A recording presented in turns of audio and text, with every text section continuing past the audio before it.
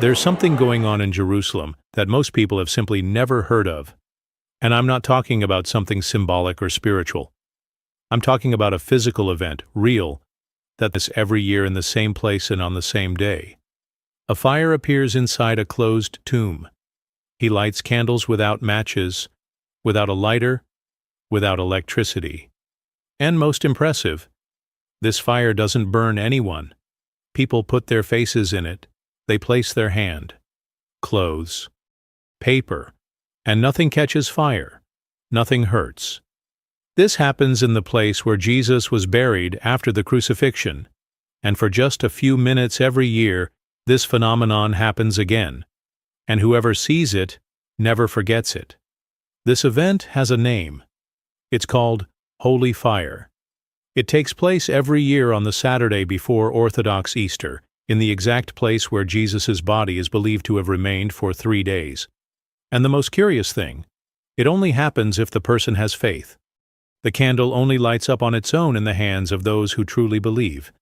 Many people doubt it, of course, until you see it. Until he sees with his own eyes the impossible become reality. Thousands of Christians, including those from other religions, gather for this moment. Some to pray, others out of curiosity. But they all come out different. Because what happens there, in that tomb, is beyond logic, science, and human explanation. There are people who try to rationalize. He says it could be some trick with chemicals.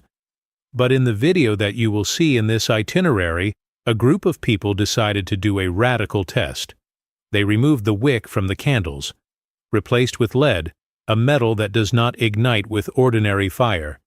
And yet, when the moment of the miracle arrived, the candles lit, alone, in front of everyone, no visible heat source. A miracle happening on camera.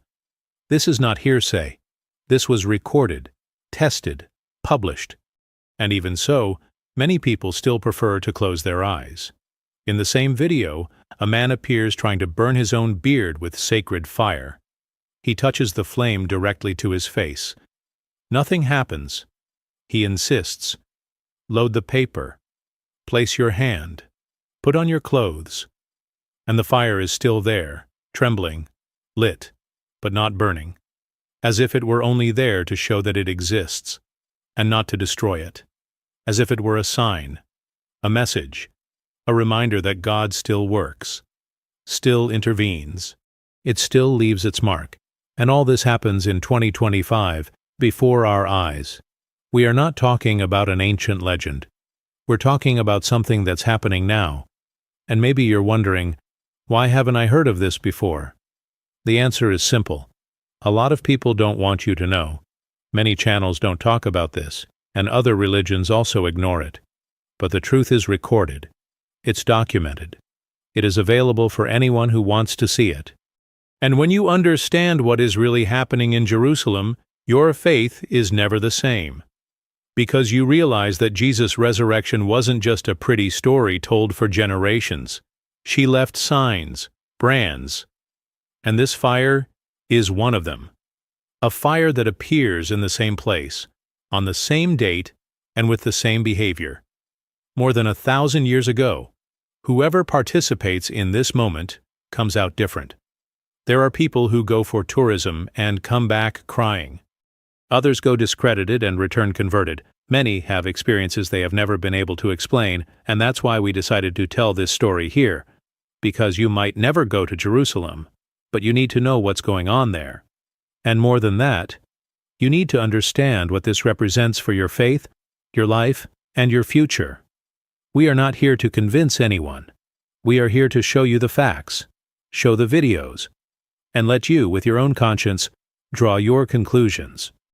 Because what's happening in this place is simply unbelievable. In today's world, where science seeks to explain almost everything, it is natural that many are skeptical about what happens in the Church of the Holy Sepulchre in Jerusalem.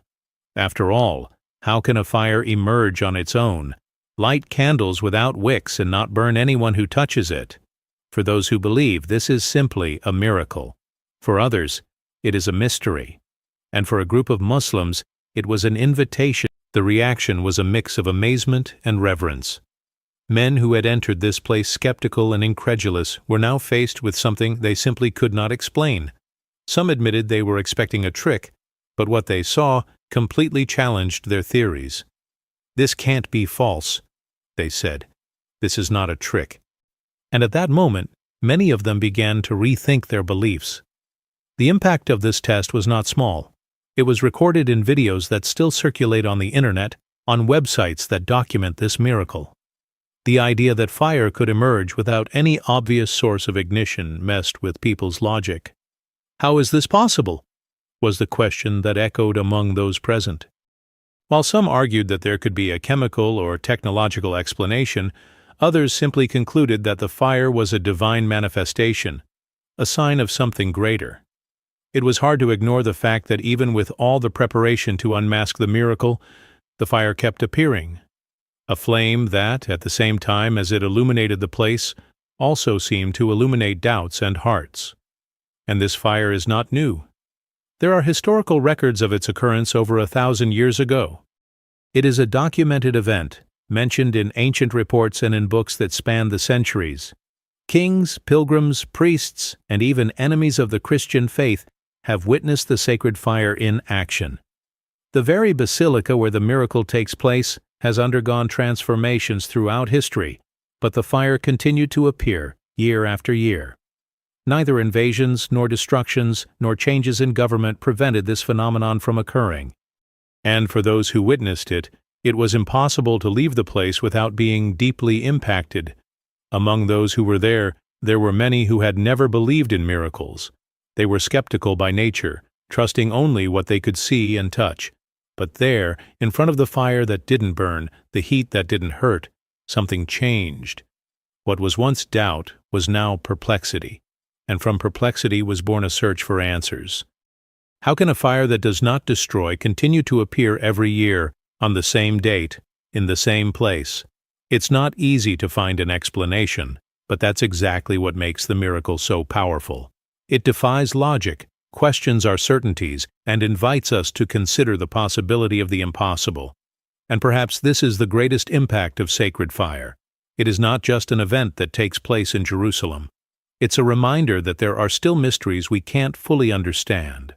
That, even in a world so advanced, so technological, so rational, there are moments when we are forced to admit that something beyond us is at work. It's as if this fire tells us, you are not in control of everything. There are greater forces. There are deeper mysteries. And for many, this realization is enough to transform skepticism into reverence and disbelief into faith. There are those who say that witnessing the sacred fire is like living a transformative experience. It's not just what you see, but what you feel when you're in that place. For many, it is the moment when the heart seems to understand something that reason never could. Among the crowds that gather in Jerusalem every year are people who travel thousands of miles to see the fire. Many of them arrive full of doubts, in disbelief, just accompanying friends or family. But when they see the flames light up on their own, something changes. They realize that, even without believing before, the flame appears in their own hands. It doesn't burn, it doesn't hurt, but it heats up in a different way. A heat that is not physical, but spiritual. The reports are countless. A man who went to the place just out of curiosity reported that, upon returning home, his life was never the same. He described the moment the candle in his hand lit up out of nowhere, without any visible interference, as an awakening. I didn't believe it, but when I saw it with my own eyes, I couldn't deny it anymore. I felt something inside me, something I couldn't explain, but that made me smile and cry at the same time. He was not religious before this, but has since found a new purpose in his life. And he is not alone. Many people leave that place with a new sense of faith, hope, and connection to something greater. The impact of sacred fire goes beyond the candles that light, or the hands that don't get burned. It touches something deeper. In a world full of doubt and uncertainty, witnessing a physical, tangible miracle, something that defies logic, is like finding an anchor in the midst of a storm. Many people who live anxious, insecure, or even in disbelief find at that moment an answer they have been looking for years. Not a rational response, but a response to the heart. "I think it's God reminding me that He's here," said a 60-year-old woman who was at the scene. "I always believed, but sometimes we forget, you know. And then I remembered. I remembered with all my strength." Personal testimony is one of the strongest points of the miracle. Unlike stories told by others, people who witness the sacred fire have their own experience to share. "I saw it. I was there. It happened to me." These words, repeated by so many, have a power that goes beyond scientific explanation or historical narrative. They touch on what is most human: our need to believe, our need to know that there is something bigger than us, that loves us, that sees us, that calls us. And in the sacred fire, this call seems to be clearer, more intense, more real. This annual miracle, in a way, unites people of different cultures, ages, and religions. There are those who go to the Church of the Holy Sepulchre just to see if it is true, others to renew their faith, and still others who, even without fully understanding, feel an inner change. Something moves them, inspires them, transforms them, and it doesn't matter where they come from or how they got there. What matters is what happens when they leave. Because the transformation is not just in the candles that light, it's in the lives that, when witnessing the impossible, open themselves up to believing again. They open up to hear a message that was already there, but that perhaps they had never heard so clearly. Therefore, the sacred fire is not just a religious curiosity. It's a calling, a reminder that, even in such a modern world, there is still room for miracles. There is still room for the inexplicable, and more than anything, there is still room for faith. Faith that is renewed every year, with every flame that lights up, with every person who leaves saying, "I saw it, I felt it, I believe it." As the sacred fire continues to arise, the questions only increase. For many, it is a clear sign of something divine, a miracle that defies any scientific explanation. For others, it is a mystery that needs a logical answer. What exactly is going on inside that church on Easter Saturday? How is it possible for candles to light on their own, without any visible source of fire? And why has this event persisted for centuries, even with different cultures and governments controlling Jerusalem? No matter how many theories are put forward, the fire always comes back, in the same way, on the same day. The documented history of the sacred fire is long and full of fascinating stories. Since the first records, more than 1,000 years ago, witnesses from different origins have confirmed the same thing. The flame appears spontaneously, without human intervention. Some historians claim that the event has been happening since the 4th century, when the Church of the Holy Sepulchre was built over the place where Jesus was allegedly buried. Since then, neither invasions, nor wars, nor destructions have been able to prevent the emergence of the flame. Even when Jerusalem was dominated by other empires and religions, the fire continued. How do you explain something that just keeps happening? Theories abound. Some people suggest that there may be some kind of chemical reaction in the materials used in the church. Others speculate that it is a rare atmospheric phenomenon, an unusual coincidence of natural conditions. However, none of these explanations have been proven. Many skeptics have tried to replicate the conditions but have failed to create the same effect. And, most intriguingly, the fire doesn't burn like an ordinary fire. It has heat, but does not destroy. It shines, but does not consume. It is almost as if it were a manifestation of pure light, something that does not belong to the physical laws we know. People's reaction to seeing the fire is also a point of interest. It's not just a visual spectacle. It is a moment of deep reverence.